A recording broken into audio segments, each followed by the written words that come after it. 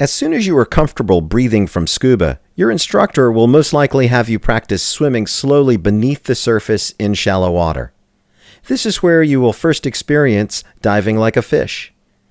Your goal is to easily maintain a horizontal body position, while neither sinking to the bottom or constantly floating to the surface. To do this, you need to practice 3 of the 5 elements of buoyancy control: using balanced equipment, achieving proper weighting, and practicing breath control. It is nearly impossible to learn good buoyancy control habits if your feet are constantly sinking. To avoid this, you need to ensure that your equipment is balanced. That is, it makes remaining in a horizontal position easy.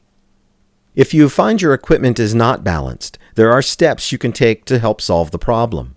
These include: avoid using weight belts. Among their many drawbacks, weight belts concentrate ballast below your body's natural balance point and tend to force your feet down. Weight-integrated BCs generally provide much better weight distribution. Wear full-length exposure protection. Surrounding your legs in neoprene foam provides lift and helps keep your feet off the bottom. Redistribute your weight.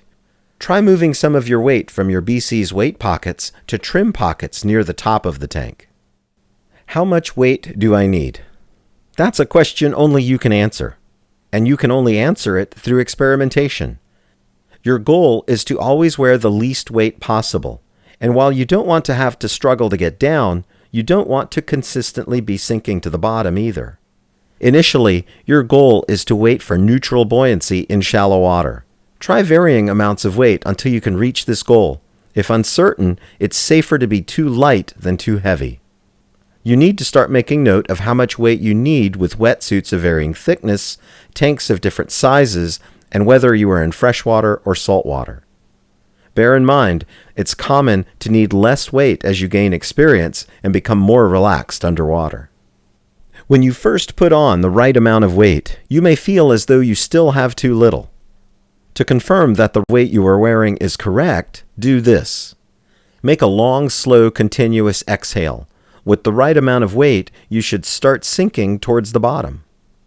Now inhale, but only halfway. You should remain midway between the surface and the bottom. Continue to breathe, but keep your lung volume relaxed and low. What you have just experienced is the tremendous impact breath control has on buoyancy. You can make changes in buoyancy of up to 2 kilograms or 5 pounds by just varying how deeply you breathe. What happens when you first try to go under is that, if you experience any difficulty, your body reacts instinctively and causes you to breathe more deeply. Unfortunately, this makes the problem worse, not better. To fully achieve breath control, you have to overcome instinct.